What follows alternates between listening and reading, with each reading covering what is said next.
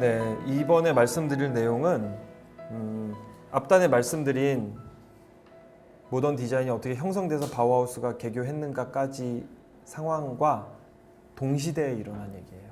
그러니까 전후가 있는 게 아니라 다른 측면에서의 내용을 말씀드려 있는 거니까 혼동하지 마시고, 자, 이 책에 보면은 유키오에와 아르누보에 대해서 얘기를 하고 있습니다. 이 두 가지의 중요한 점은 뭐냐면은 일단 형식적으로 중요해요. 형태가 어떤 식으로 바뀌었는가. 그러니까 사상이라기보다는 형태적인 측면에서 굉장히 중요하고, 두 번째로 중요한 거는 상업성이 짙은 시각 예술이 이제 나오기 시작했다라는 점이 중요합니다. 그 두 가지가. 유키오에는 지난 시간에 보여드린 이 판화, 호쿠사이라는 분이 그린 이 판화의 일본 그건데요. 이 일본의 양식이 이제 유럽으로 들어오면서 엄청나게 인기를 끌고 영향을 받은 거죠. 요즘 그 한류 문화가 전 세계로 퍼지듯이 일본의 그런 문화, 시각 문화가 유럽으로 퍼진 거예요. 그래서 그걸 따로 자포니즘이라고 불렀다고 합니다. 여러 방면으로 영향을 미쳤겠지만 이 역사책에서 주목하고 있는 것 중에 이제 하나는 아르누보예요. 아르누보라는 양식에 관해서 얘기를 합니다. 자, 이거는 쥘 세레라는 사람의 작품인데, 쥘 세레는 우리가 이제 근대 포스터의 아버지라고 불러요. 쥘 세레가 그리는 방식이 이제 기술적으로 이게 다 석판화로 찍는 겁니다. 포스터는 대량 생산이 돼야 되잖아요. 석판화로 찍어야 되고, 당시 유행하던 그런 유럽의 판화에서 나오는 그런 표현 양식, 그러다 보니까 색깔이 단색으로 이루어져 있어요. 그리고 색을 겹쳐서 음영을 표현하는 것이 있고요.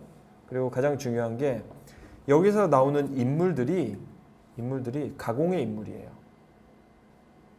회화 작품에서는 어떤 사람의 초상을 그리는 개념입니다. 근데 여기선 그게 아니라 가장 잘생긴 남자 배우, 가장 예쁜 여자 배우 이런 거죠. 약간 이상형 이런 거를 그리기 시작하는 거예요. 자, 그런 식으로 이제 회화와는 다른 식으로 상업적인 이런 표현 양식이 발전하기 시작하고, 웨젠그라세, 아웃라인이 이렇게 진하게 나오는 것도 사실은 목판화의 특징이죠. 근데 이제 이 당시에 이런 포스터들을 만들던 기술은 목판화가 아니라 석판화였어요. 그래서 이런 이제 상업적인 우리가 그래픽이라고 그래야겠죠. 그래픽의 어떤 그런 스타일들이 막 이제 유행처럼 거리에 막 벽을 다 덮어버리는 상황이 발생을 했는데, 어떤 그 그림 이제 전시 기획한 사람, 큐레이터가 있었는데, 그 사람이 자기 화랑을 열면서 그 화랑의 이름을 아르누보라고 그랬어요. 그래서 그 아르누보는 그 새로운 예술이라는 뜻이죠. 새로운 예술이라는 뜻으로 화랑을 열고 자기가 큐레이션을 해서 전시를 했는데 그게 이 작가들이었어요. 그래서 그때부터 별명처럼 이건 아르누보지 라고 얘기를 하게 된 거라고 합니다.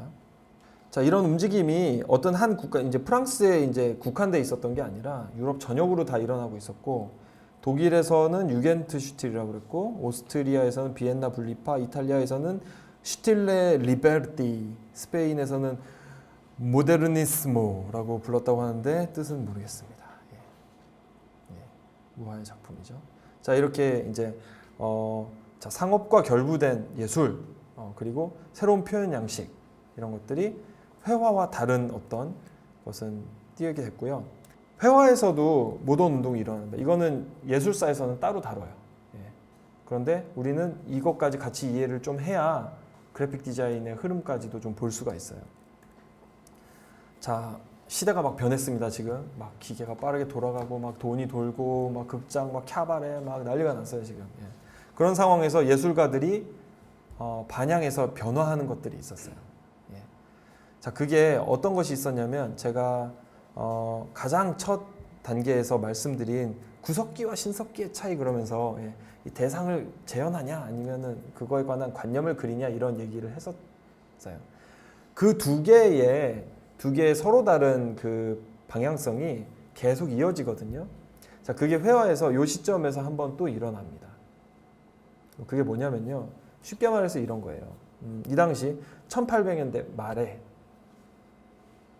기성 작가들, 할아버지 할머니 작가들은 회화를 어떻게 생각했냐면은 자, 저기에 캔커피가 있어. 저 캔커피는 진리야. 저기 있으니까 존재야. 그건 인정한다. 그리고 나는 화폭에 저 캔커피와 똑같은 걸 여기 옮겨 놓는 거야. 그렇게 생각을 하는 거예요. 진리는 저기 있어요. 제가 진실이야. 자, 근데 이 1800년대 말에 막 나가는 젊은 작가들이 그런 걸 한 거예요. 나는 그렇게 생각 안 해. 진실은 내 눈에 비치는 거지. 저게 있건 없건 허상이건 뭐건 나는 상관이 없어. 내 생각에는 난 저걸 그리는 게 아니라 저게 빛이 반사돼가지고 내 망막에 때리는, 망막에 새기는 인상을 그리는 거야. 나는 이제부터. 난 저걸 그리는 게 아니야. 인상을 그리는 거야.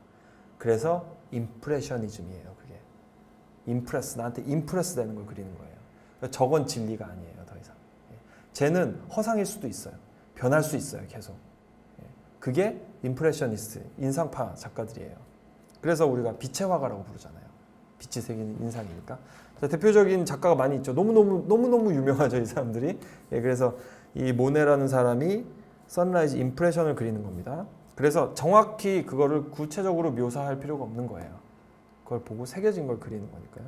그래서 모네가 이 작품을 내놨을 때 기성 작가들이 어마어마하게 극렬히 화를 냅니다. 말이 되냐? 사람의 피부가 어떻게 보라색이야? 팔이 왜 저렇게 까매? 사람은 이 살색인데 저것도 그림이야? 이런 거예요. 모네는 그렇게 보이던데? 아니 바닥에 풀이 있어가지고 반사돼서 그렇게 보였어. 그게 중요한 거 아니야? 자, 이 얘기가 이제 신구의 갈림길로 들어서기 시작한 거예요. 한국이 사랑하는 또 작가 한 명 있죠. 파블로 피카소가 입체파를 내놓는데 입체주의라는 것을 이제 만들어가기 시작하는데 이게 뭐냐면은 자 이제 눈에 보이는 건 진실이 아닌 거예요. 그렇죠? 예. 그럼 진실은 무엇이냐? 이 사람이 여기 있어. 뒤통수도 포함해야 진실이지. 안 보이는 이 옷 죄송합니다. 옷 안까지 보여야 진실이지. 지금 발 안 보이지만 발도 보여야 진실이지. 그래서 짝짝짝짝 펴가지고 전개도처럼 보여주는 거예요. 이 당시에 무슨 일이 있었냐면은 1905년에 아인슈타인이 특수 상대성 이론을 발표합니다. 시간과 공간은 별도로 떨어져 있는 게 아님. 모든 게 축약되고 늘어날 수 있음. 이렇게 해버리니까 사람들은 도대체 내가 믿고 있는 세상이 뭔지에 이렇게 혼란스러워했고 예술가들은 거기에 반응을 해서 와 공간과 시간에 대해서 막 생각을 하기 시작하는 거예요. 그래서 이런 종류의 표현이 여러 가지 그런 영향을 통해서 나타나기도 했고요. 자, 이런 역동적인 변화 속에서 이탈리아에서는 미래파 작가들이 나와서 글로 전달되는 것을 회화적으로 파괴해 보겠어. 그러면서 이렇게 미래파 작품도 내놓습니다. 재밌어요. 이런 거 보면 이 사람들이 주장하는 게 그거예요. 구문의 신텍스를 파괴한다고 그러는데 글을 좌에서 우로 이렇게 읽는 게 아니라 하나의 장면으로서 읽는 거예요. 이것도 어떻게 보면 인상이랑 비슷한 거죠. 그러니까 이 작품 보면은 어떤 전투의 한 장면을 이제 글로 표현하는 건데 순서가 없어요. 왜냐하면 그 당시에 포화가 여기 빠바바방 터지고 막 이렇게 쫙 하는 게 하나의 인상이잖아요. 그걸 전체적으로 이렇게 해버리는 거예요. 글자 크기라든지 위치 같은 거는 그것이 얼마나 지배적인가 여기에서 어디까지 영향을 미치는가를 고려해서 배치를 하는 거죠. 그래서 이런 게 이제 미래파 작가들의 어떤 움직임이었고 스위스에서 시작된 다다이즘은 이제 뭐 미래파 뭐 이런 거나 크게 다르지 않은데 여기는 더 이제 과격해요. 여기 보면은 미쳐가는 세상에 대한 반작용으로서 반예술을 주장했다. 그래요. 부정적이고 파괴적이다. 예. 한나 호흐라는 이제 작가는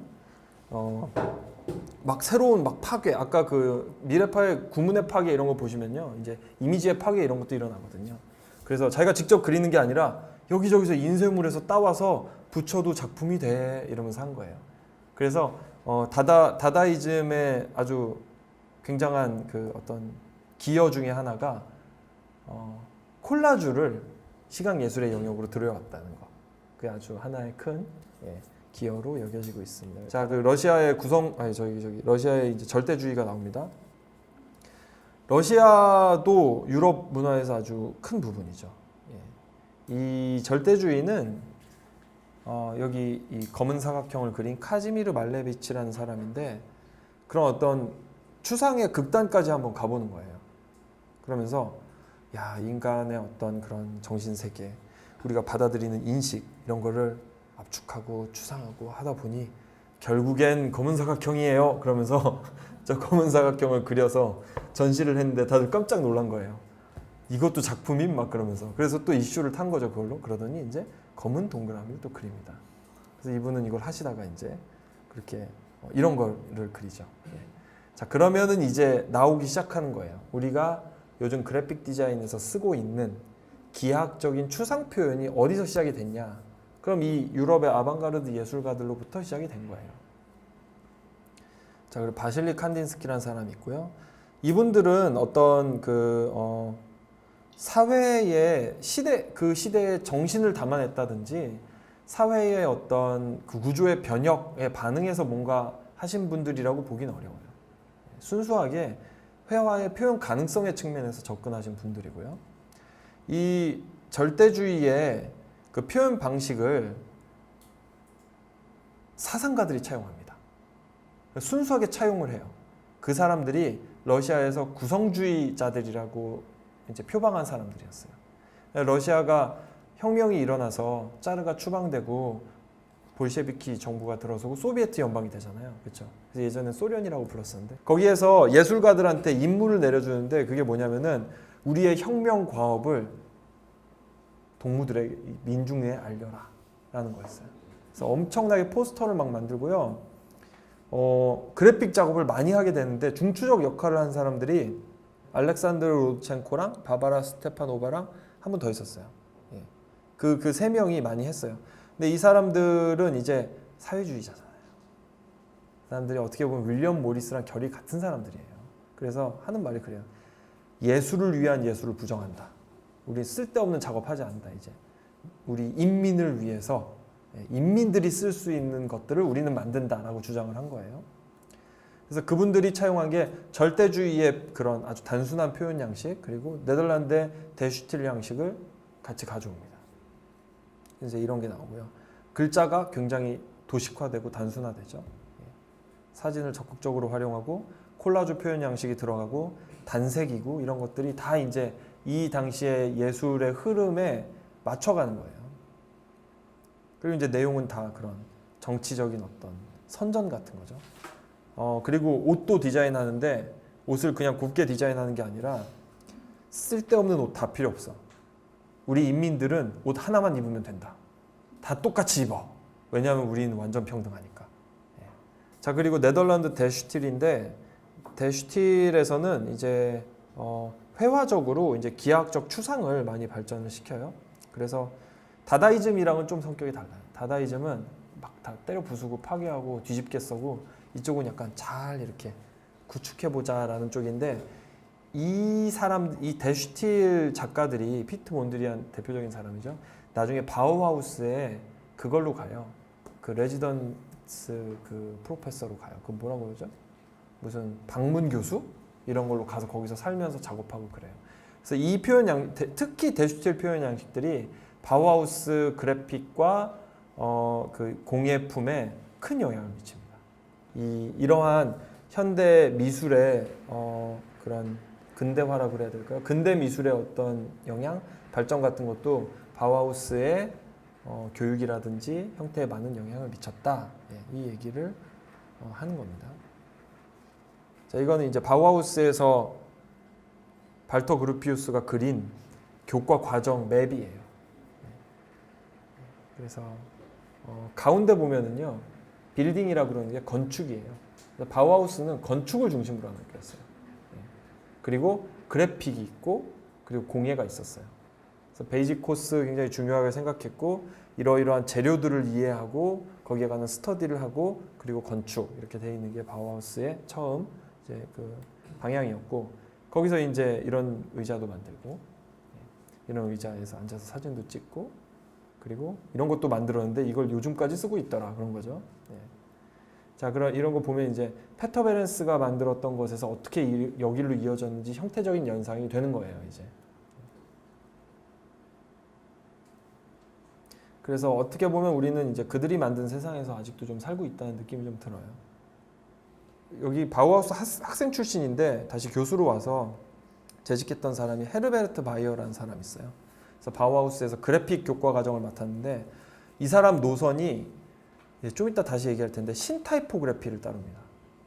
그 얀치홀트가 되게 유명한 인물이죠. 신타이포그래피를 따르고 중앙 정렬 다 배제하고요. 쓸데없는 장식 다 빼고 그리고 이런 어떤 살짝 기울인 사선 구도 그 이전에는 생각할 수 없었던 그런 양식들을 많이 띠는데 이것도 다 그런 대슈틸이라든지 구성주의라든지 이런 것에서 다 영향을 받은 걸로 보시면 되는 거예요. 자, 이제는 그래픽이 낯설지 않죠. 그렇죠? 요즘에도 다 하는 겁니다. 헤르베르트 바이어가 바우하우스에서 만든 것들은 이런 것들이 있다.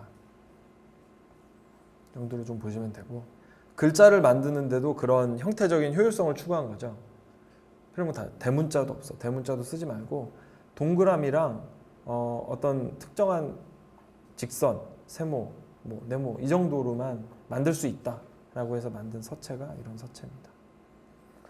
그리고 바우하우스는 제2차 세계대전이 일어나면서 가장 가까이 있던 히틀러가 그 고전주의 양식을 채택을 해요. 그래서 히틀러가 싫어했던 게 사회주의자였어요.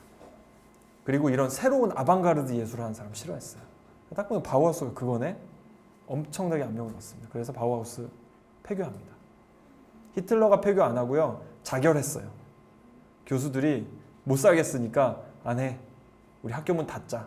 그리고 학생들 불쌍하지.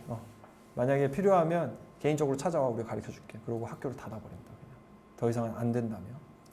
그래서 2차 세계대전이 전개되면서 바우하우스 건물이 이렇게 부서졌다고 해요. 지금 있는 그 사진은 복원한 겁니다. 다시 복원해서 원래는 바우하우스라는 글자도 없었어요. 나중에 붙인 거예요. 그것도. 그렇게 해서 또 바우하우스로 귀결되는 이런 스토리가 하나 나왔습니다.